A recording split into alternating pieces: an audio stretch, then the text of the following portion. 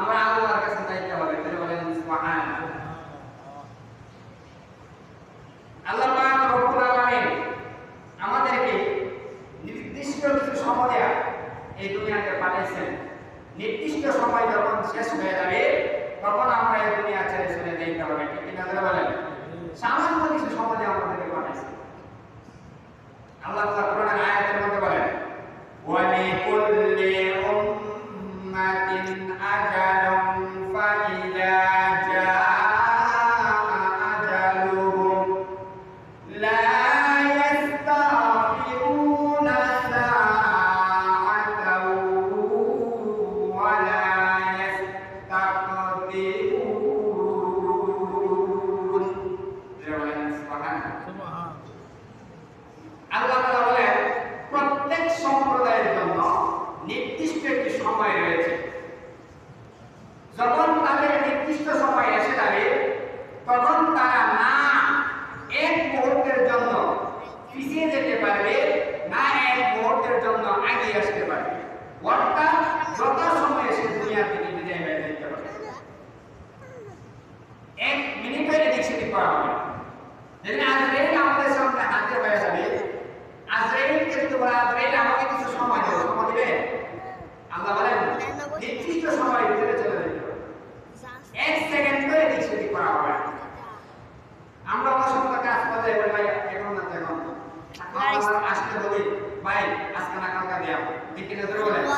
এরকম বলি, কিন্তু যেদিন আজরাইল আমাদের সামনে হাজির হয়ে যাবে ওই দিন আর সময় হবে না। যথা সময়ে নির্দিষ্ট সময়ে আমরা দুনিয়া ছেড়ে চলে যেতে হবে। এই আয়াতের ব্যাখ্যার মধ্যে মুফাসসিরিনে কেরাম একটা ঘটনা উল্লেখ করেছে। হযরত দাউদ আলাইহিস সালামের রুমের ভিতরে, কামরার ভিতরে একদিন আজরাইল আলাইহিস সালাম প্রবেশ করছে। দাউদ আলাইহিস সালাম বহুত বড় একজন পয়গম্বর ছিলেন, যার উপরে জাবুর কিতাব নাযিল হয়েছিলেন। আল্লাহ তাআলা তাকে এমন একটা কণ্ঠ দিয়েছিলেন, তিনি যখন জাবুর কিতাব তেলাওয়াত করতেন নদীর মাছগুলো, ওনার জাবুর কিতাব যখন উনি তেলাওয়াত করতেন নদীর মাছগুলো পানির মধ্যে ভিড় জমে যেত। সুবহানাল্লাহ। এমন সুন্দর একটা কণ্ঠ আল্লাহ দিয়ে দাউদ আলাইহিস সালাম তাকে দান করেছেন। একদিন দাউদ আলাইহিস সালামের কামরার ভিতরে আজরাইল আলাইহিস সালাম প্রবেশ করেছেন। তখন দাউদ আলাইহিস সালাম বলেন, তুমি কে? তুমি কাকে চাও?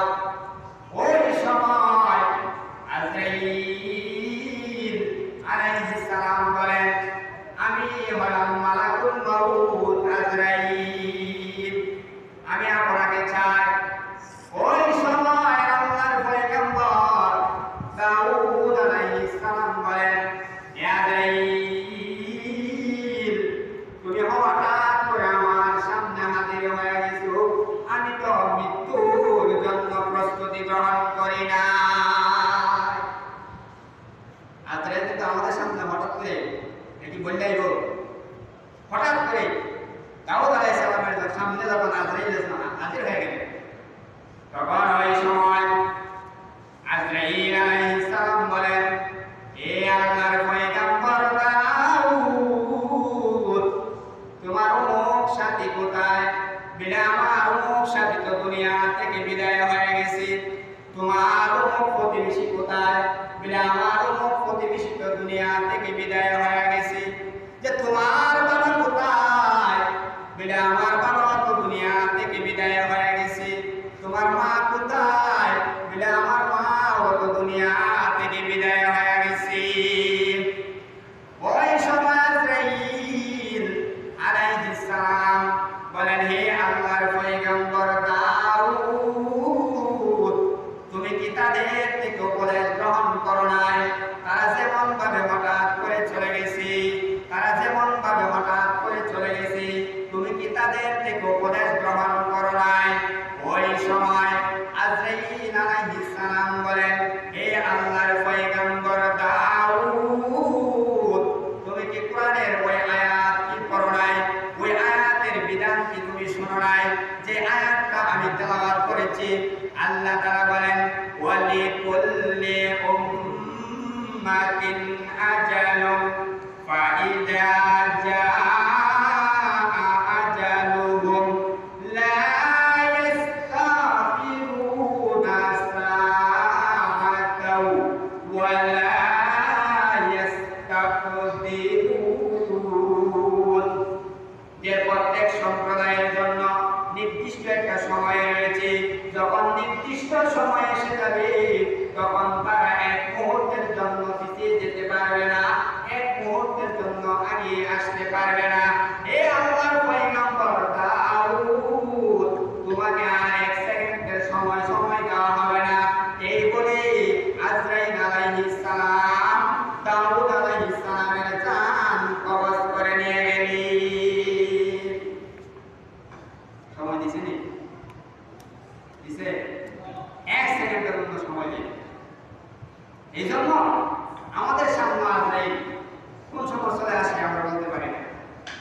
জন্য মৃত্যুর জন্য আমরা সবসময় প্রস্তুত থাকতে হবে।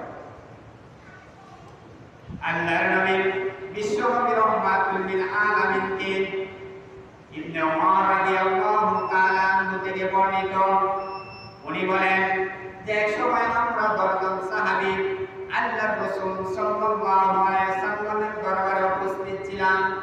এমন সময় আমাদের মধ্য থেকে একজন আনসারী সাহাবী আল্লাহর রাসূলকে জিজ্ঞাসা করলেন, ইয়া রাসূলুল্লাহ,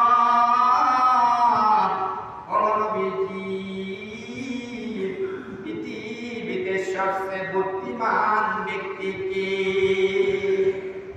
কাকে জিজ্ঞাসা করছে? আল্লাহর রাসূলকে জিজ্ঞাসা করছে একজন আনসারী সাহাবী।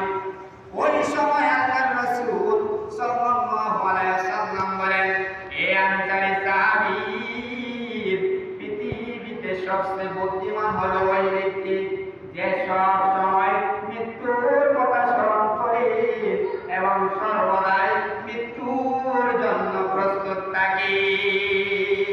সুবহানাল্লাহ বলতেন না? সে হলো বুদ্ধিমান। রাসূল বলেন যে সব সময় মৃত্যুর কথা স্মরণ করে এবং মৃত্যুর জন্য সর্বদাই প্রস্তুত থাকে, যে কোনো সময় আসবে আসে আমি প্রস্তুত। ধরে বলেন সুবহানাল্লাহ। সে হলো বুদ্ধিমান। কাকে বুদ্ধিমান বলছে রাসূল? যে সব সময় মৃত্যুর কথা স্মরণ করে এবং সর্বদাই মৃত্যুর জন্য প্রস্তুত থাকে, সে হলো বুদ্ধিমান। আর আমরা তো বুদ্ধিমান মনে করি তারা 6 নম্বরে 2 নম্বরে করে 8-10টা বাড়ির মালিক হয়েছে, কয়েক বুদ্ধি করে 8-10টা বাড়ির মালিক হয়েছে মাস। এ হলো বুদ্ধিমান। ঠিক কিনা ধরে কর? আমরা এর বুদ্ধিমান পাই খুব চালাক, বাটপারি করে চলে যেতে পারে, কেউ ধরতে পারে না। ঠিক কিনা ধরে কর? আমরা এর বুদ্ধিমান মনে করি না। 2 নম্বরে 6 নম্বরে 8-10টা বাড়ি হয়েছে, 2 নম্বরে 6 নম্বরে করে 5-6টা গাড়ির মালিক হয়েছে, 20 টাকার মালিক হয়েছে, সেন্সের মালিক হয়েছে, সে হলো বুদ্ধিমান। আর রাসূল কাকে বলে বুদ্ধিমান? ঠিক কিনা? আমরা তো তার বুদ্ধিমান মনে করি। আমার ছেলেটা খুব চালাক ছিল, মাশাআল্লাহ, খুব চালাক। পরে পরে গাছ থেকে আম করে রয়েছে, গল্প করে কেউ প্রতিদিন নিয়ে চালাক ছেলে, বুদ্ধিমান। হেরে চিন্তা খাইতে হবে।